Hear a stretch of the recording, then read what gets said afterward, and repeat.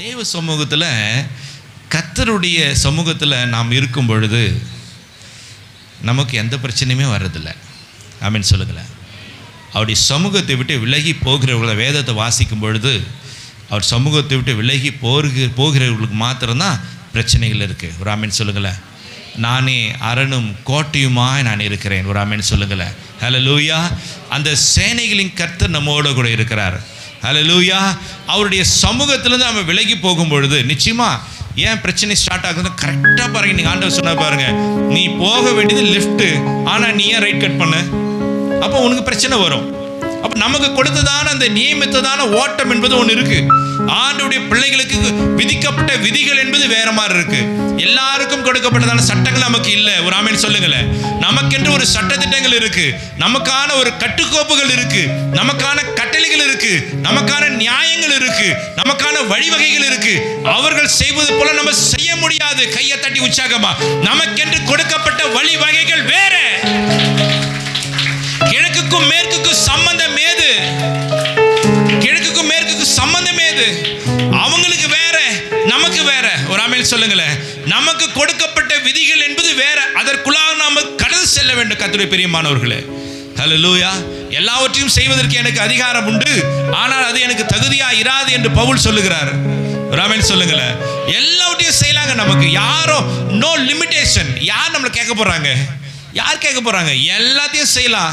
கர்த்தர் நமக்கென்று வைத்ததான அந்த கட்டுக்கோப்புகள், சட்டங்கள், நீதி நியாயங்களுக்கு உள்ளாக நாம் கடந்து வர வேண்டும். கர்த்தருடைய பிரியமானவர்களே, அப்போ இங்கே தேவ சமூகத்தில் வந்திருக்கும் சொன்னால் முழு இருதயத்தோடு முழு மனதோடு கூட ஒரு மனத்தோடு நம்ம யாரை ஆராதிக்க வேண்டுங்க? ஹல்லேலூயா, ஹல்லேலூயா. துதிக்கும் கனத்திற்கும் மகிமைக்கும் பாத்திரர் அவர் ஒருவர் தான். அவரை தான் நம்ம ஆராதிக்க வேண்டும். ஒரு ஆமென் சொல்லுங்களேன். நல்ல வாய்களை திறந்து ஆமென் சொல்லுங்களேன். Glory to God, glory to God, hallelujah. துதிக்கும் கனத்திற்கும் பாத்திரரே, கரங்களை செய்து தூயவரே எந்தன் துணையாளரே, துதிக்கும் மகிமைக்கும் பாத்திரரே, மகிமையே எந்தன் மனவாளரே, ஆராதனை ஆராதனை ஆராதனை உமக்கே ஐயா, ஆராதனை ஆராதனை ஆராதனை உமக்கே ஐயா, துதிக்கும் கனத்திற்கும் பாத்திரரே,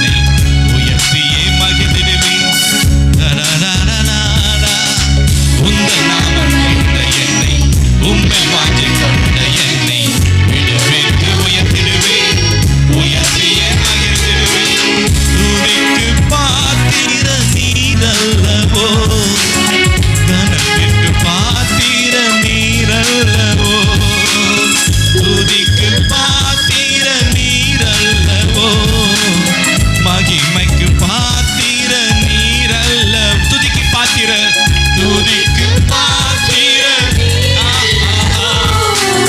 கனத்திற்கு பாத்திர நீரல்லவோ, துதிக்கு பாத்திர நீரல்லவோ, மகிமைக்கு பாத்திர நீரல்லவோ, நீரல்லவோ ஆராதனை உற்சாகமா ஆராதனை ஆராதனை உமக்கே ஐயா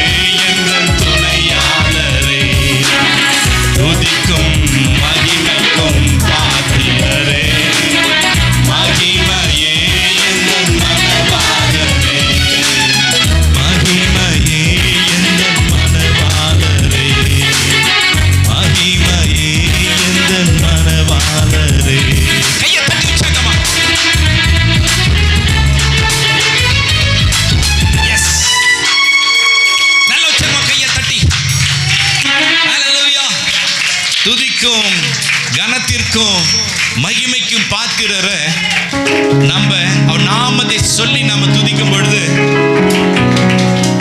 நம்முடைய மாம்சம் மறைஞ்சிருச்சு. ஒரு ஆமென் சொல்லுங்க. நம்முடைய பலவீனங்கள் மாறிடுச்சு. இருமனம் இல்ல ஒரு மனம் வந்துடுச்சு. கையை தட்டி உற்சாகமா ஹalleluya ஹalleluya mighty God mighty God நல்ல உற்சாகமா கையை தட்டி mighty master mighty God பரிசுத்த God ஹalleluya. என் மாம்சம் செத்து போச்சு. என் மாம்சம் செத்து போச்சு. என் மாம்சம் செத்து போச்சு. என் ஆவி உயிர்த்தெழுந்துருச்சு. ஆவிக்கும் மாம்சத்திற்கும் சம்மதம் இல்ல. ஒன்றுக்கொன்று விரோதமா இருக்கு. இப்ப மாம்சம் செத்தது ஆவி வெளியே வரும். மாம்சம் சாகணும். மாம்சம் செத்த ஆவியானவர் வெளிப்படுவான். இந்த மாம்சத்துக்கும் ஆவிக்கும் சம்மதமே இல்ல. ரொம்ப ஆப்போசிட்டா இருக்கு. விரோதமா இருக்கு. மாம்சமான யாவர் மேலும் என் ஆவியை ஊற்றுவேன் சொன்னவர் வாக்குரைத்தவர் இந்த தேவ சமூகத்துல இந்த ஆலயத்துல அந்த ஆவியை ஊற்றி இருக்கிறார். ராமேன் சொல்லுங்களேன். ராமேன் சொல்லுங்களேன். கர்த்தர் நம்மோடு இருக்கிறார். கர்த்தர் நம்மோடு இருக்கிறார். அவர் நம்மை வழி நடத்துவார். கர்த்தர் நம்மை வழி நடத்துவார். அவர் உறுதியை பிடிச்சு கொள்ளுங்க. இதுவரை நடத்தினார், இனியும் நடத்துவார். கர்த்தர் தாமே உங்களை அதிகமாக ஆசீர்வதிப்பாராக.